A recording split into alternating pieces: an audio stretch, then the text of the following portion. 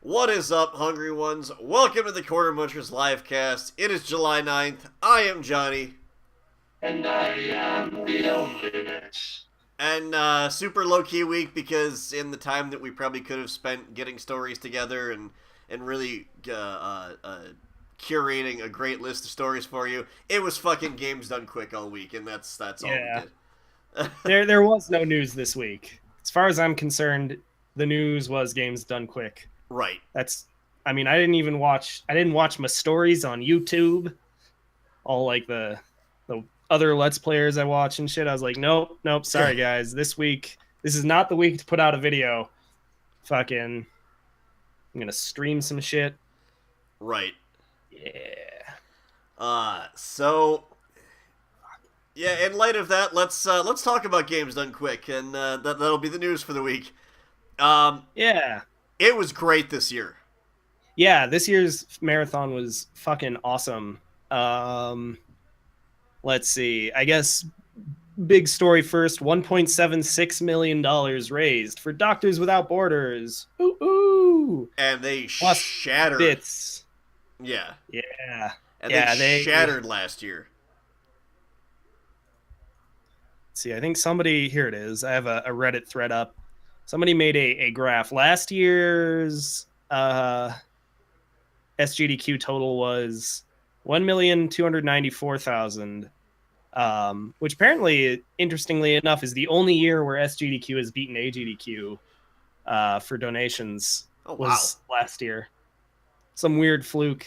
But yeah, 1.76 million raised. Fucking Doctors Without Borders getting that money. Lots of games run, obviously.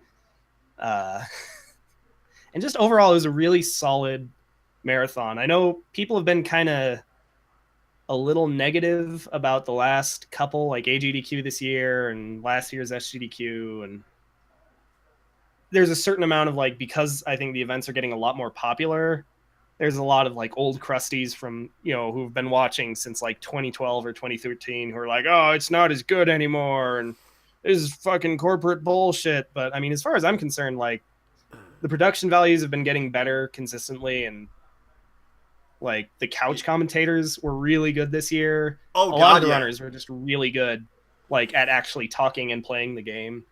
yeah, Um, yeah, yeah. You bring that up. The commentary this year, both from everybody, the couch commentators, the interviewers, like the post run or pre run interviews were great.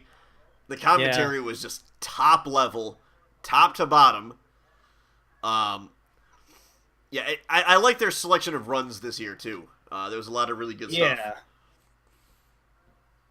yeah. Like especially the in between run stuff, like having the interviews and going over the prizes and like having something to show other than just the whatever please hold screen Yeah, and some donation readings. Like I appreciate that stuff. It makes it just brings that much more polish to the event and it makes it a little more interesting to watch and more engaging. and speaking of polish, setup times have gotten so much better. Yeah, that's one thing that really like I noticed, especially with this marathon. Fucking like I remember, like I think I started watching in like 2014, maybe 2015. And setup times it used to be like 20 minutes or something in between games. And like now it's fucking me up because usually I'd be like, all right, a game is over, I can go make dinner or get something to eat or whatever. And now I come back and they're like 15 minutes into the run, and I'm like, what the fuck happened? Oh, I missed the best part. Yeah, but yeah, fucking good marathon this year. What were some of your favorite runs, Johnny? Uh, the Mega Man X2 four-way run featuring Caleb Hart and I'm drawing a blank to the other three. I just remember his name was in there. Yeah, yeah, I think Um, I watched some of that one. Might have had to go make dinner or something during yeah. it, but The Mega the whole Man Mega 4 Man run. block was great. What's that? Oh, the whole like big Mega Man X block that they did with like Yeah, X6, X2. That was really good. That was a really good part of the marathon. X6 is such an underrated game. It's just it came at a horrible time. Yeah. because is it X? I feel like X6 or X5, like they get a lot of flack. Where am I going with this? Because obviously X7 is the one we don't speak of. Uh, It is the worst. But I seem to recall at least a lot of fans not having a particular love for like X5 or X6. I feel, well, they started trying to gimmick up the X games quite a bit there. Yeah. And also, X5 and X6 were some of the most poorly localized games I've ever played. Yeah. Like, they just had literal translations. Ugh. Probably my personal favorite was in Mega Man X6, where there's like a thing where you gotta shoot these things to keep lasers bouncing around and hit a door.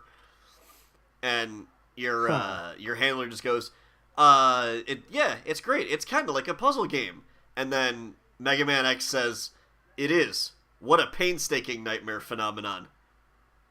Oh God. On screen. I now use that phrase in everyday conversation. What a painstaking nightmare phenomenon. Yes.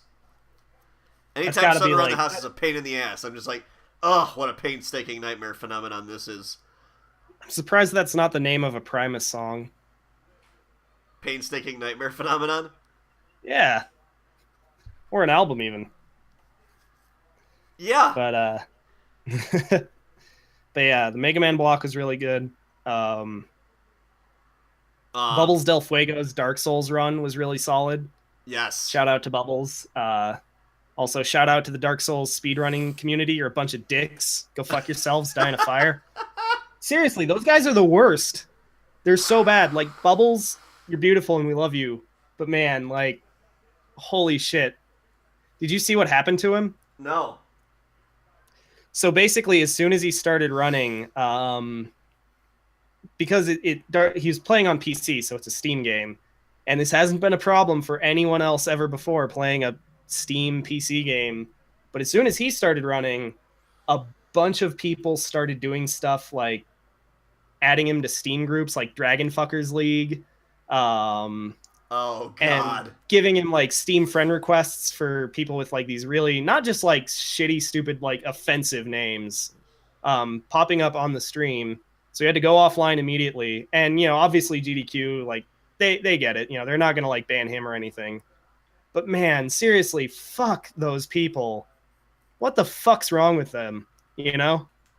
Like that's so unbelievably shitty to do to someone. Like last year, because Bubbles Del Fuego has done a couple runs now at GDQ, and one of his previous performances, other Dark Souls runners basically restreamed the GDQ broadcast just so they could commentate on it, on how shitty he was at the game. Because apparently none of them have dicks. Yeah, it's awful. Seriously, fuck Dark Souls speedrunners, except Bubbles. And Thor. Thor was the other guy at GDQ running Dark Souls 3, and he seemed pretty cool. But yeah, everyone else who runs that game is a piece of shit, as far as I'm concerned. If your community is going to be that immature and that fucking petty and like worthless, fuck you guys, die in a fire.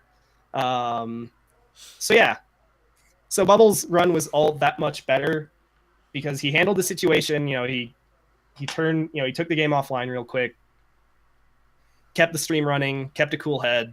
He was honestly like pretty chill about it. So shout outs to Bubbles. Everybody follow him, watch his runs, watch his stream. Yeah. So yeah, that was one I really enjoyed. Plus, I like Dark Souls. Like I like those games. So those were fun for me to watch. Bubbles has a great sense of humor.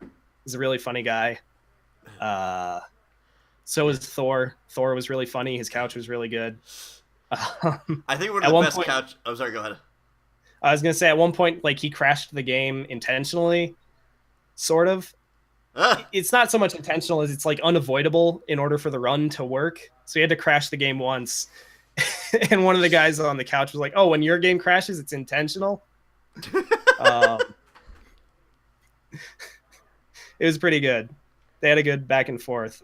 Speaking of like good couches, the Link to the Past run was phenomenal. Yeah, that's one I still actually have to watch on the on demand.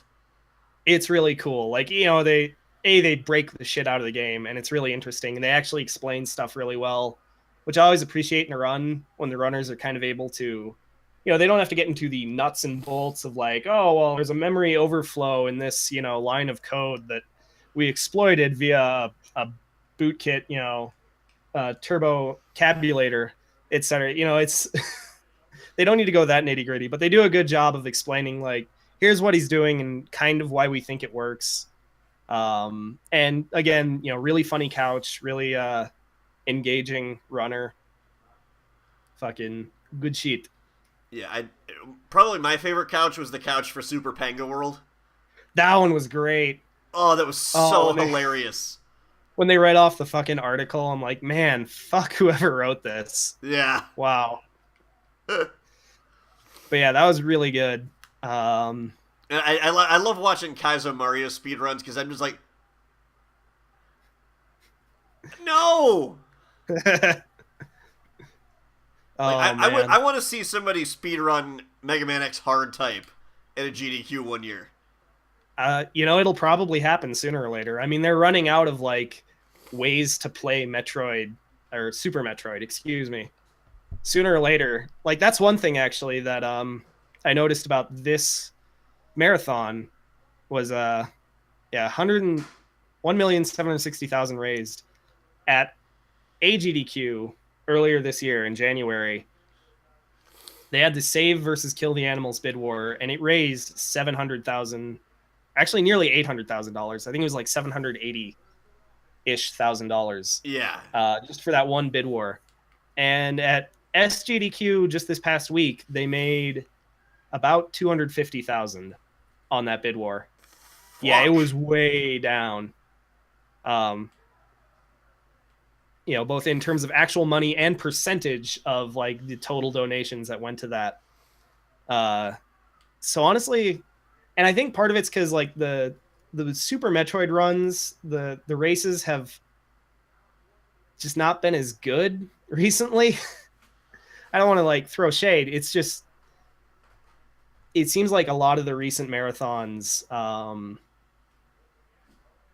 like if they have a 4-way race, 3 of the runners die, and then one guy finishes the game, and it's not really much of a race at that point. Yeah. And so a lot of people, I think, have just been getting burnt out on Super Metroid races because they have them at every single event. And it's on, I think, the only game, or one of the only games that gets played at every single marathon. So hopefully, I don't want to I don't want to be like, oh, you guys should get rid of Super Metroid. Fucking, I'm tired of watching this. But honestly, I wouldn't mind if they gave it a break. And, just got something else people could race in there. There's plenty of games. Go back and do the, have Panga make, 5 Mario Maker levels and have another blind race. I loved that. Yeah. Was that last year's SGDQ, I think? I think, yeah, they did it a couple times. So probably AGDQ this year, and I think last year's SGDQ.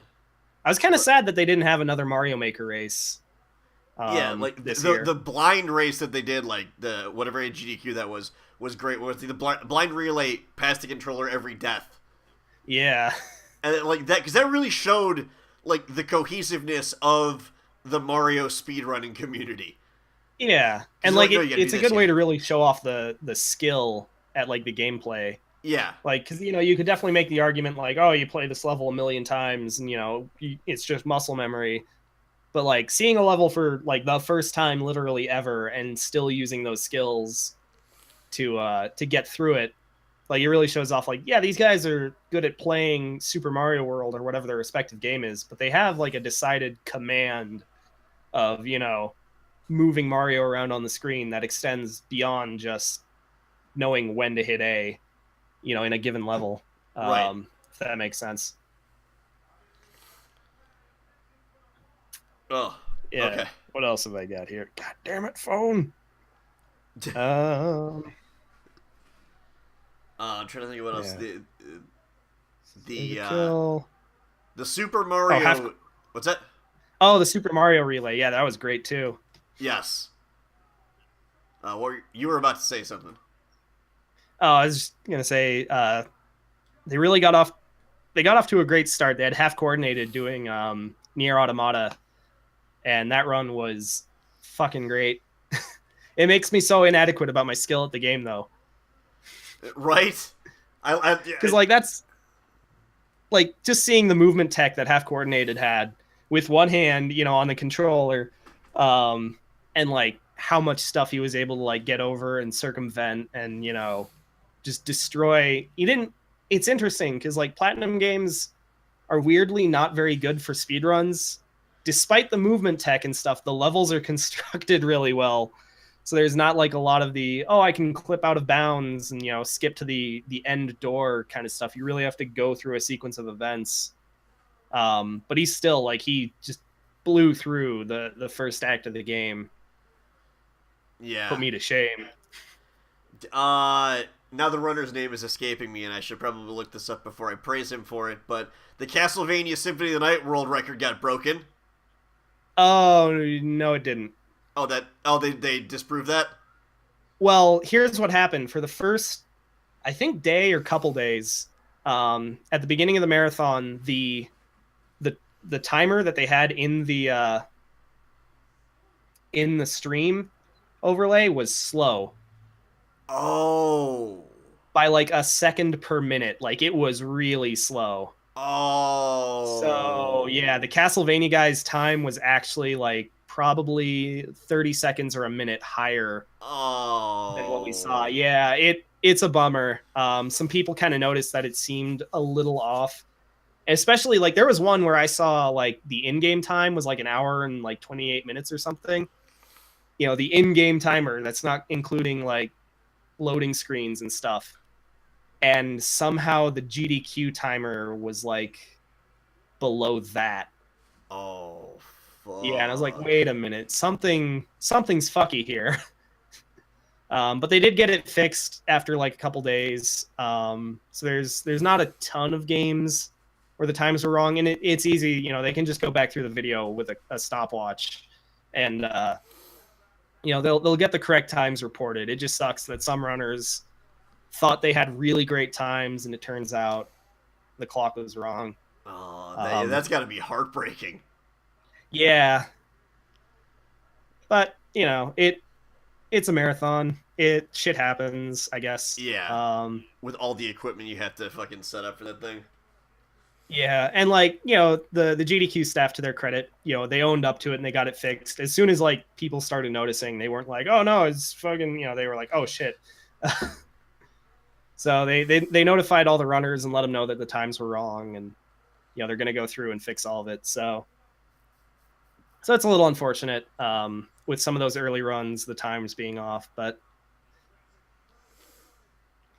it's running a marathon like that with all of the technology that has to run something like that.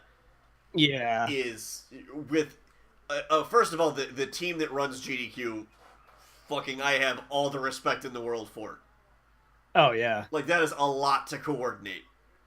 Yeah, I mean, like not only like the stage and hooking up all the consoles and weird monitors and TVs that people use, and weird capture devices and the projector and a capture and getting it out on stream and keeping the audio leveled for all the mics and everything. Like on top of that, they've got all that, which is a production in and of itself.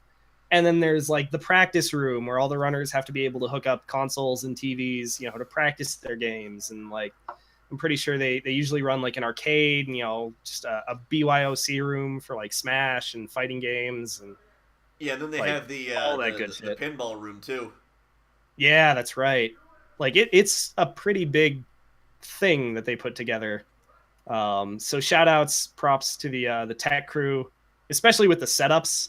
Like, again, how fast they get games like up and running now is just unbelievable. Oh yeah. And the other person I really need to praise out of the whole GDQ crew is whoever's responsible for rendering and cutting down and uploading to YouTube almost immediately after the run. Yeah. Oh man, that's another thing they used to be super slow on, where it would take like weeks and months for them to get all the runs out, and now it's like bam, bam, bam.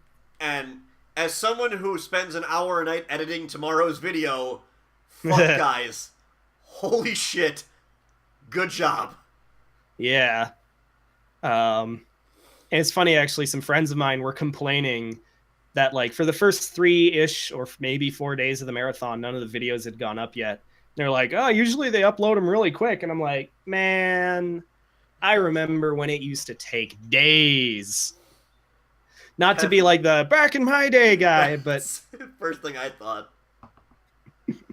but back in my day, these runs, you had to like go watch somebody's uploaded stream rip if you wanted to get it like fast. Yeah, or go back to like the Twitch VOD that there was usually a Reddit thread that was already timestamped.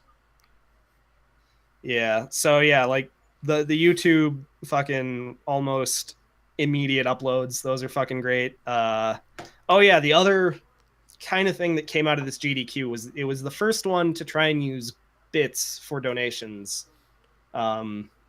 The system that Twitch rolled out recently, the Twitch bits. Yes.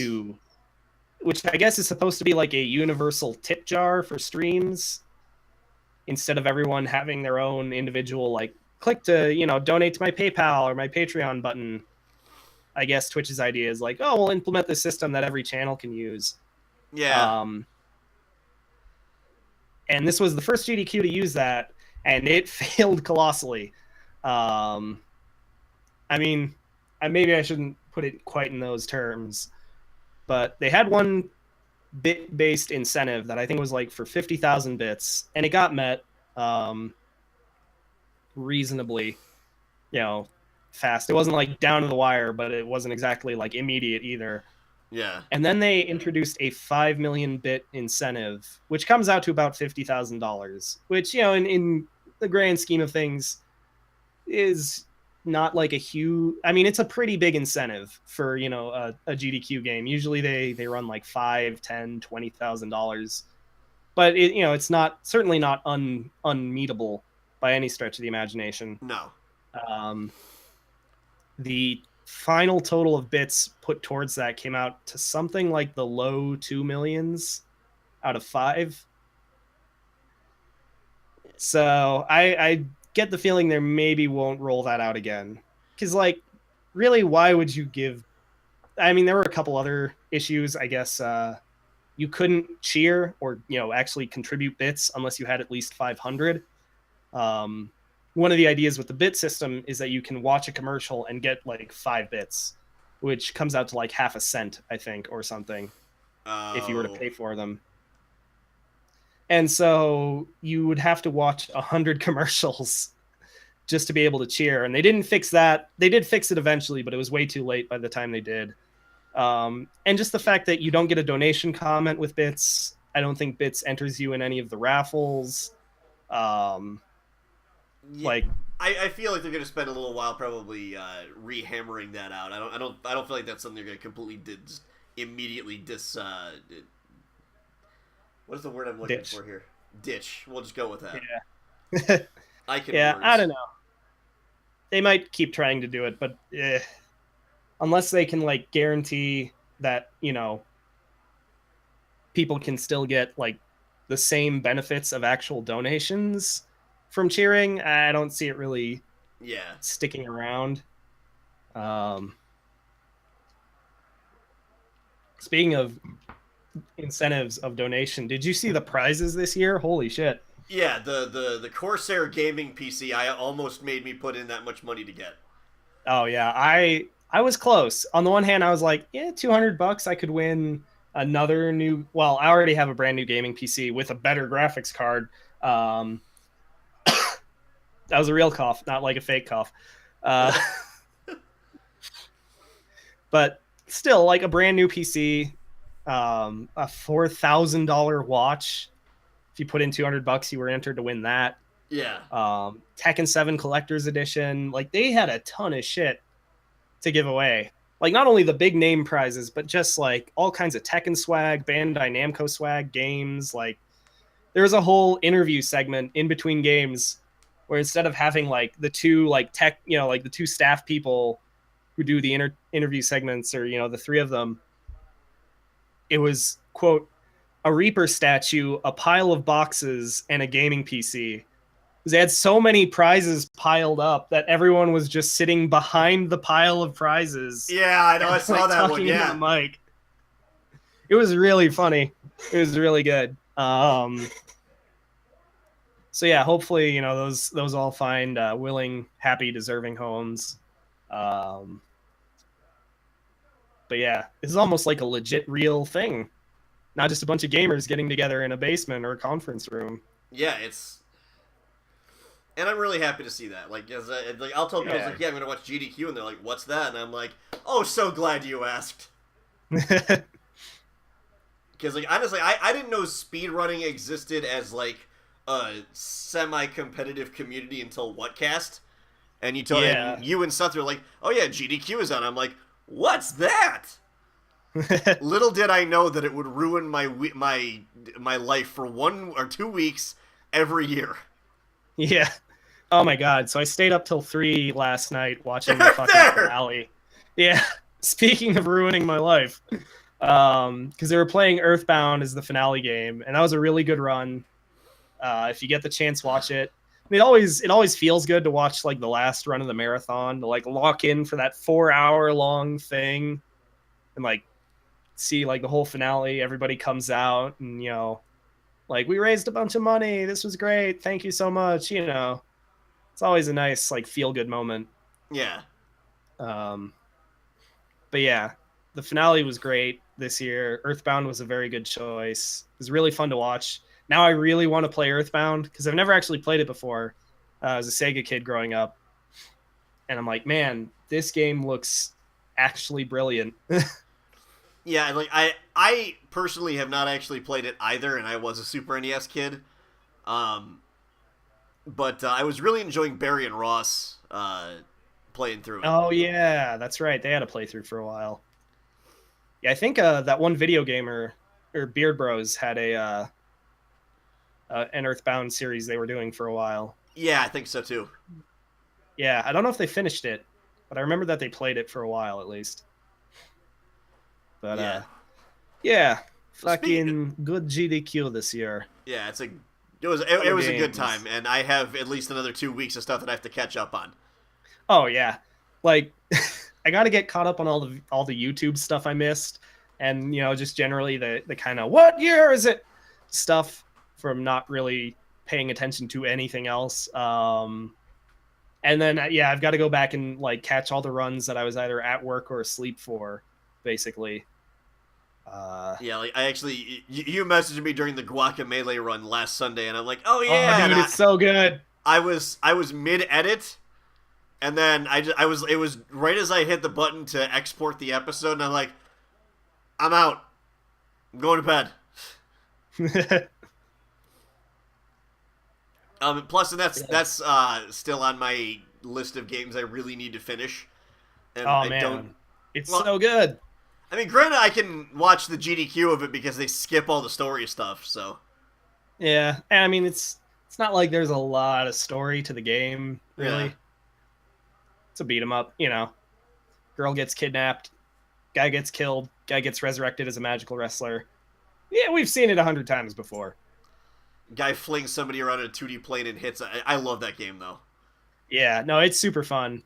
That's another one I might have to go back and replay, like the gold version, because when I did play it, it was way back at the original release. Be interesting to see some like the new content that they've put in. Yeah, and then they put out the Guacamelee like Super Turbo EX thing. Yeah, there's like a couple different versions of it out now. I think there's like Yeah. the Super Turbo version, Gold, Champion Edition. Yeah, because I have gold, I believe. Yeah, I want to say Gold is the newest one. But yeah, I think that was everything I wanted to cover. The bits didn't really work out. Commentary half coordinated. Yep. So, yeah, Excellent. good marathon. Yeah, Good so times. you can go catch that on the Games Done Quick YouTube page, or for the next couple of weeks, I'm sure it'll be archived on the Games Done Quick Twitch channel. Yes. but do go catch that. That's probably what I'll be doing for the foreseeable future. But And first, yes. What's Get- that? oh, What? Do I still I have thought you? maybe Suzanne was talking to you. Oh, no.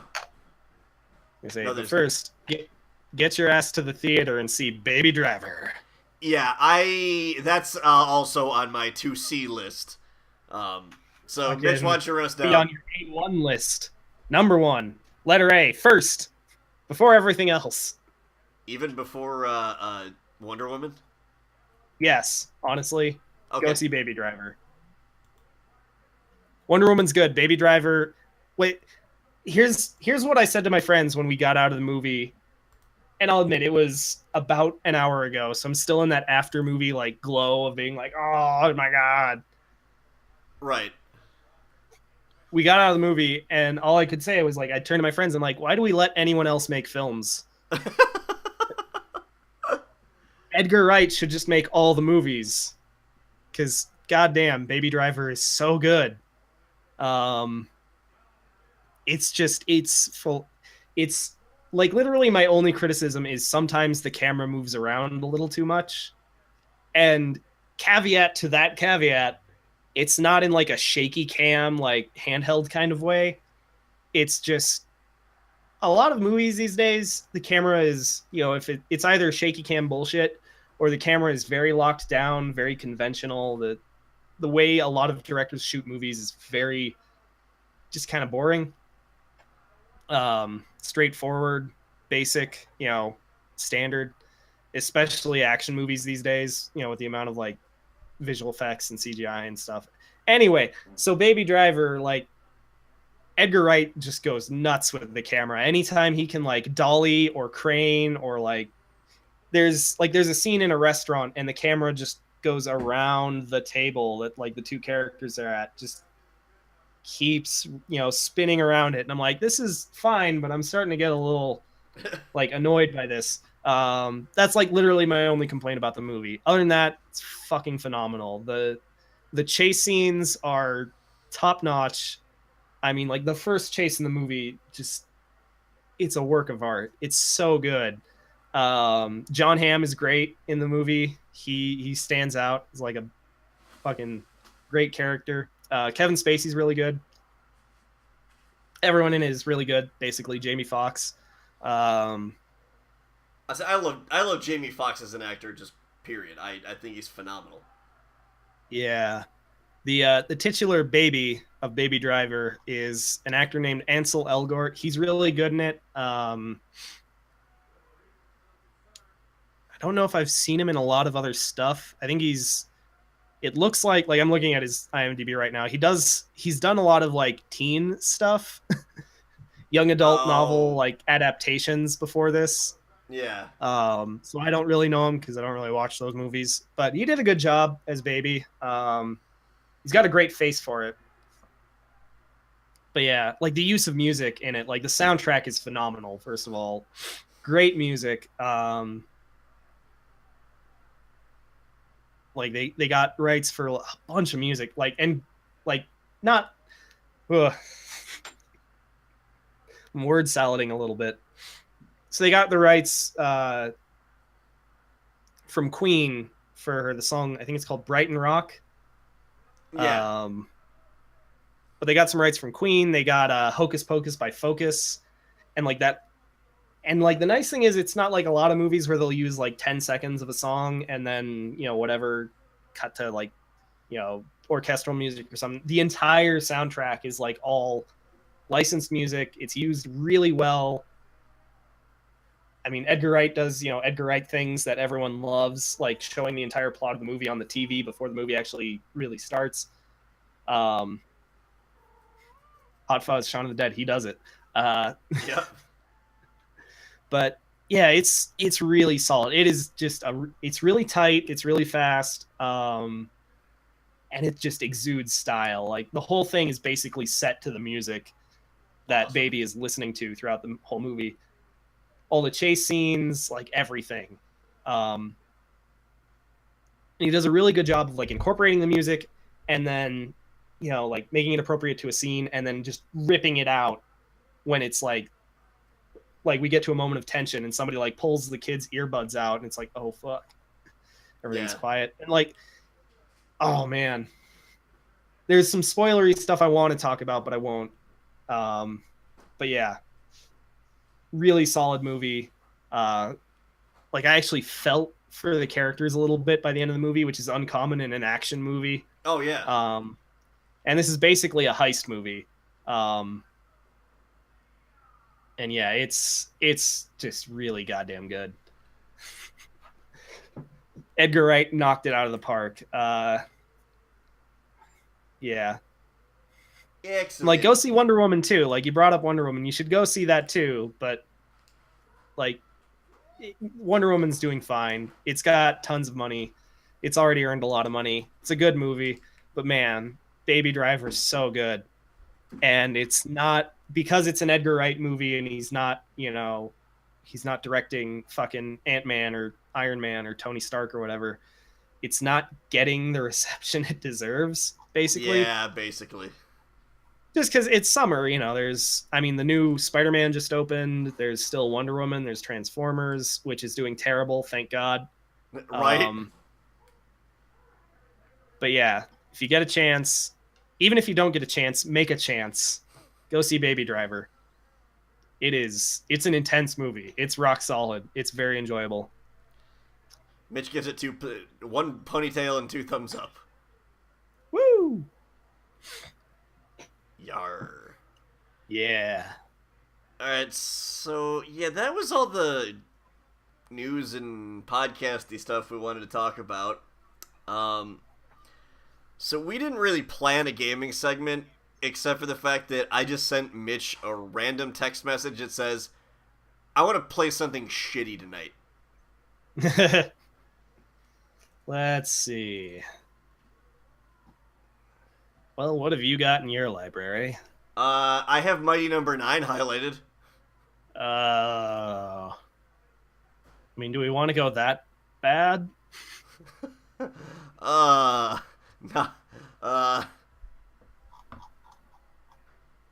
Like, I was playing it earlier in the week, and I just, like, every time I died, I screamed at the screen, I want to like you! You need to help me out! Oh, man. God, this mic is so sensitive. Like, Suzanne dropped something at her office that's on the other side of the house, and it was dinged in my ear. Let's see. Oh, yes. I do not. Oh, right. I rebuilt my computer. No wonder I don't have anything installed.